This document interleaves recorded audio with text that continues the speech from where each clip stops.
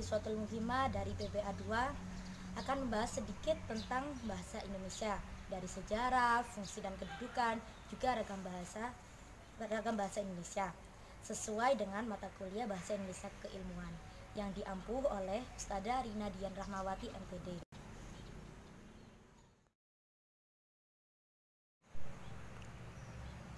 Mengenai sejarah bahasa Indonesia.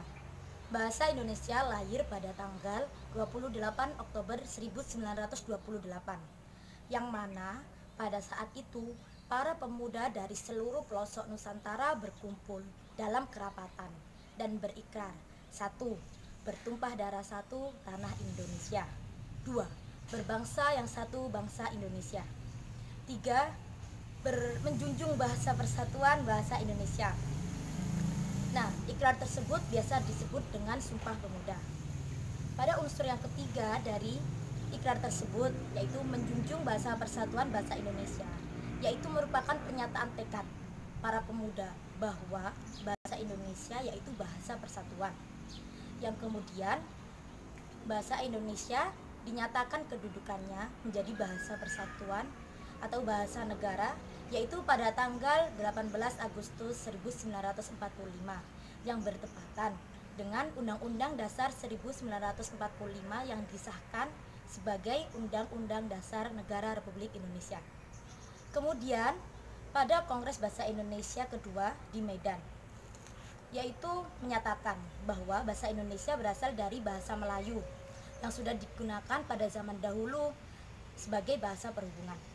Nah, bahasa Melayu ini dipakai di mana-mana di wilayah Nusantara yang kemudian berkembang dan bertambah kukuh keberadaannya. Yang kemudian para pemuda mengangkat bahasa Melayu menjadi bahasa Indonesia. Nah, kini bahasa Indonesia dipakai oleh berbagai lapisan masyarakat Indonesia. Nah, kita sebagai generasi muda seharusnya sangat-sangat mencintai bahasa Indonesia. Karena apa? Karena dulunya yang mengikrarkan bahasa Indonesia sebagai bahasa persatuan adalah pemuda. Nah, kita harus melanjutkan perjuangan pemuda yang dahulu.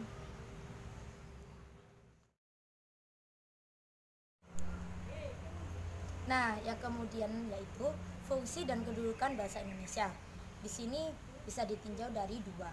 Yang pertama yaitu fungsi dan kedudukan bahasa Indonesia sebagai bahasa nasional. Dan yang kedua, fungsi dan kedudukan bahasa Indonesia sebagai bahasa negara. Yang pertama, fungsi dan kedudukan bahasa Indonesia sebagai bahasa nasional. Yang pertama yaitu bahasa Indonesia sebagai lambang kebanggaan Indonesia. Yang kedua, bahasa Indonesia sebagai lambang identitas nasional.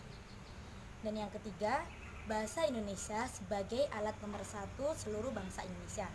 Dan yang keempat, bahasa Indonesia sebagai alat penghubung antar budaya dan juga antar daerah.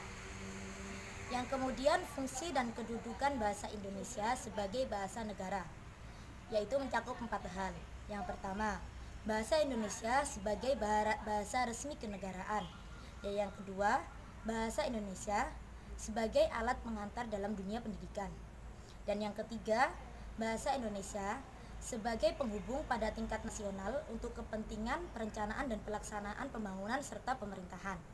Dan yang terakhir yaitu bahasa Indonesia sebagai alat pengembangan kebudayaan nasional dan juga pengembangan ilmu dan teknologi.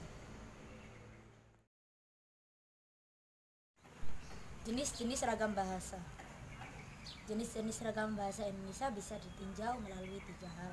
Yang pertama, ragam bahasa Indonesia berdasarkan cara pandang pembicara atau penutur.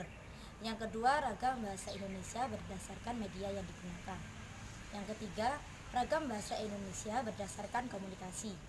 Nah, ragam bahasa Indonesia berdasarkan cara pandang pembicara atau penutur, yaitu ada 3. Ragam bahasa daerah, ragam bahasa pendidikan, dan juga ragam bahasa formal atau non-formal. Yang kedua, ragam bahasa Indonesia berdasarkan media yang digunakan, yaitu bisa berupa lisan dan juga tulisan. Yang berupa lisan yaitu seperti contoh televisi, radio, dan yang berupa tulisan seperti surat kabar, majalah, dan koran. Yang kemudian berdasarkan komunikasi bisa berupa ragam bahasa baku dan juga ragam bahasa sastra. yang mana ragam bahasa baku biasa digunakan kita sehari-hari, dan yang ragam bahasa sastra biasa digunakan oleh sastrawan atau penulis dalam menulis novel, puisi, ataupun cerpen. Nah, contoh ragam bahasa Indonesia yaitu bisa bahasa jurnalistik, bahasa ilmiah, dan juga bahasa usaha atau bisnis. Dalam bahasa jurnalistik biasanya digunakan oleh wartawan maupun narasumber. Yang kemudian bahasa ilmiah biasa digunakan dalam dunia pendidikan. Dan yang bahasa usaha atau bisnis biasanya digunakan oleh pelaku usaha atau pegawai bisnis. Nah, sekian yang saya sampaikan mengenai bahasa Indonesia, dari sejarah, fungsi dan kedudukan, dan juga ragam bahasa. Apabila ada tutur kata yang tidak berkenan, mohon maaf. Wassalamualaikum warahmatullahi wabarakatuh.